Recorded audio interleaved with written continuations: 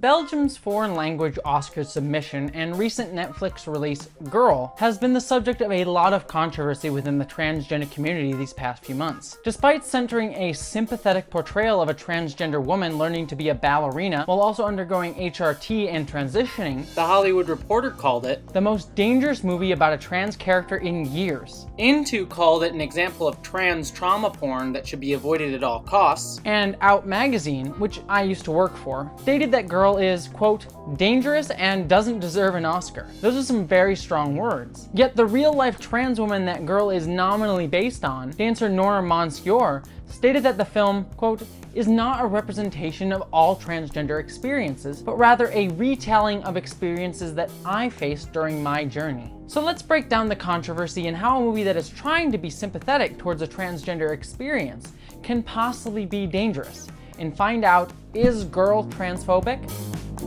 Before we get into that, if you like these types of videos exploring transgender topics, consider hitting the subscribe button and the bell to be notified when I release new videos on my channel, which come out each and every Friday. Moving on, Girl follows Laura, a 15-year-old transgender woman working towards a career as a ballerina. However, once Laura begins hormone replacement therapy, she finds that the progress that she made in her dancing begin to backtrack, and her fellow ballerinas in training who used to accept her begin to ostracize her. Laura's mental and physical health begins to deteriorate, all while she's being chastised by her teachers for, quote, undermining her body, and having a doctor who refuses to perform gender confirmation surgery. At first glance, Girl has the makings of a perfect Oscar contender to follow in the footsteps of last year's similarly transgender-focused Oscar winner, A Fantastic Woman, and a timely story about transgender issues. Girl even received a standing ovation at the 2018 Cannes Film Festival, and took home the Queer Palm. So how is this film transphobic or dangerous? The first reason that most people would think about is that the transgender character is played by a cisgender actor. I've talked about the issues of casting cisgender actors in trans roles in a video I did for The Advocate. But to quickly surmise the problem, the basic idea is that doing so reinforces this idea that trans women are just men in dresses, or that trans men are just women in suits. On top of that, it causes transgender actors to lose a chance at a role, which is doubly upsetting when you consider the fact that transgender actors rarely get cast for cisgender roles, and only ever really get considered for transgender characters. So that puts them in this catch-22 scenario. On top of that, cisgender actors and creators get accolades for films like Girl and other transgender-focused films for portraying transgender stories without actually directly benefiting the transgender community. All that being said, while certainly Girl has this issue, I actually don't think that it's a major problem. Firstly, as one of my friends and an owner of transgender talent agency in Los Angeles, Ann Thomas, pointed out in a recent Advocate op-ed, Girl shot in Belgium and was forced to use only Belgian cast and crew. So already the potential pool for transgender talent is small. Add on top of that the issue that Europe in general just has few out transgender actors, and the issue that many parents don't wish to have their transgender child star in a big film for fear of outing them for the rest of their life. And then you can understand why casting a cisgender actor becomes more of an act of necessity than a creative choice. That's not to give this film a pass on this issue, but it just puts it in greater understanding and context. But there is actually a larger issue that Girl presents to the transgender community. Namely, it only focuses on the physical aspects of Laura's transgender experience, and as a result, conflates being transgender and the mental illness of body dysphoria. On top of that, it displays an extremely traumatic form of dysphoria, and seems to relish in showcasing that trauma. On the surface, this seems to be a story that is attempting to showcase what it's like for a trans person who suffers from severe body dysphoria. Body dysphoria is, according to Wikipedia, quote, the obsessive idea that some aspect of one's own body part or appearance is severely flawed and warrants exceptional measures to hide or fix the dysmorphic part on this person. Yet body dysphoria is distinctly different from being transgender. Body dysphoria is a mental illness because it causes someone mental distress. At least that's my understanding of it, and someone please correct me if I'm wrong in that. But certainly Laura in the film experiences this mental distress. But dysphoria is treatable through things like surgery, hormones, and therapy, and is even curable in many cases. For example, I personally experienced body dysphoria and underwent gender confirmation surgery to get a vagina to end my body dysphoria. So now, while I'm still transgender, I no longer experience any body dysphoria, and really no longer suffer from any mental distress coming from my transgender identity. To give another example, someone may experience no mental distress, but may actually experience what is called gender euphoria, which is a happiness derived from being affirmed in a gender. For example, if a person feels happiness at being referred to with a female pronoun or wearing women's clothing, that person could be experiencing gender euphoria. But it doesn't mean that they are upset with their own personal body. Now, body dysphoria is a common part of many transgender people's experience, but it is not the same as being transgender. But if body dysphoria is a version of the transgender experience, why is it such a problem that Girl showcases this one way that transgender people can exist? Well, it comes down to the way in which the film showcases that dysphoria. Body dysphoria is a distinctly mental disorder, yet the film only seems to relish in the physical aspects of it. Laura stands nude staring into a mirror several times throughout the film, as the camera lingers on her feminine form in contrast with her penis. We are also treated to extremely traumatic events throughout the film, such as Laura bloodily ripping back her taped back penis while ballet dancing. In the most over-the-top and final sequence of the film,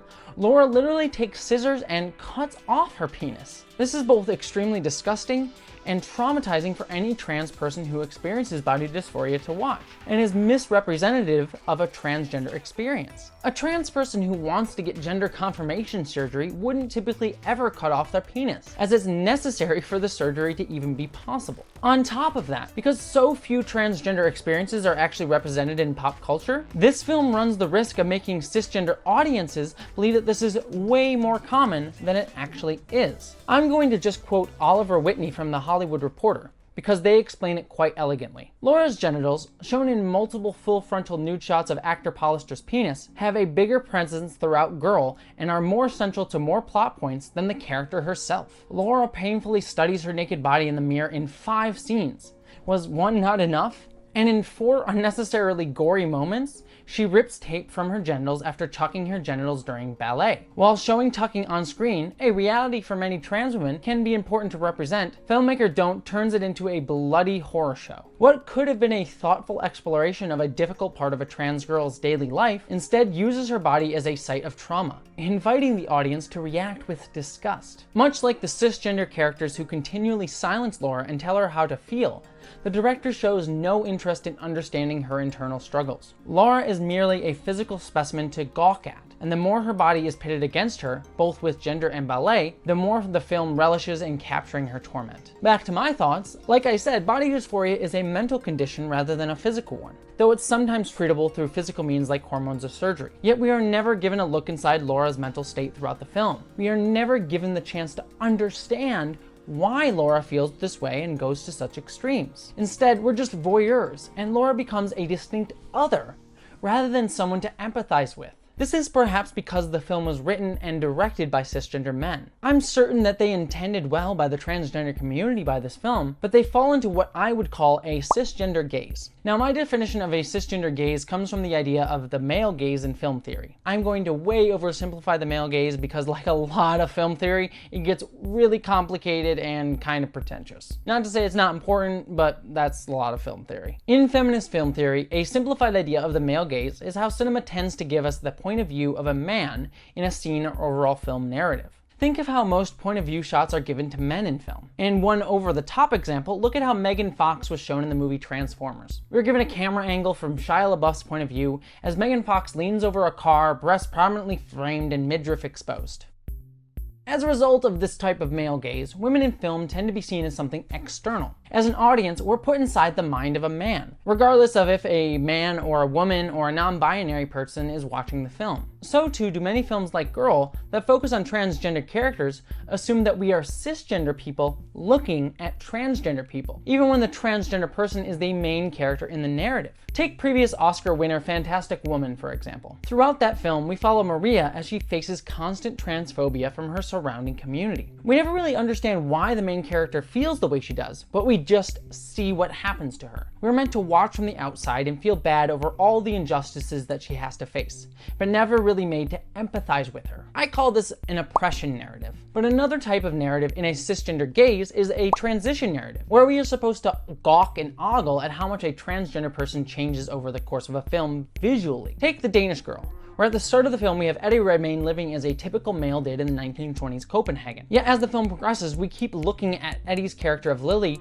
go through a transition to become a woman. The whole point of the film existing is to gaze at a transgender person's transition and find it fascinating to watch. In both transition and oppression narratives, transgender people are literally just living their lives. Going through transition or oppression are certainly a part of our life, but they are only part of it. They by no means should completely define who we are, and typically, in many other aspects, we're just like non-transgender people. But because we assume that film audiences are all cisgender, and couldn't possibly understand what it means to be transgender, the simple fact of showing a transgender life at these distinct difference points from cisgender people is enough to make them worth being on film. This constantly reinforces this idea that transgender people are different from cisgender people, which isn't the case. We are just human beings. Certainly facing oppression and going through transitions are an important part to discuss, but it's not all we are. And neither is facing oppression exclusive to transgender people, nor is having to make some sort of transition in your life. This is why I believe shows like Sense8 and Supergirl are so important, because they feature characters who just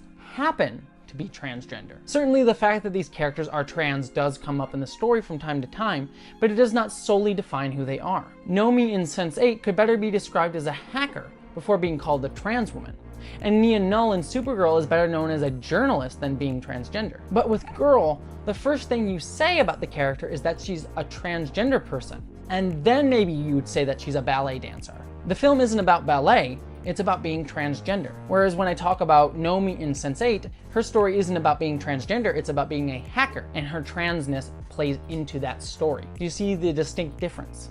Girl not only reinforced this idea that transgender people are different from cisgender people, it does so in such an over-the-top way that it makes it seem like being transgender is almost like being in an entirely different species. I have no doubt that the director intended to do right by the transgender community, and that certain parts of the film are worthwhile. As a whole, Girl may end up doing more damage than good for the transgender community. We are currently at an important focal point in transgender representation. Society has started to understand what it means to be transgender, that we are an actual part of what a community is today. But we still have a long way to go in the next step, showing that transgender people are just as relatable and human as everybody else.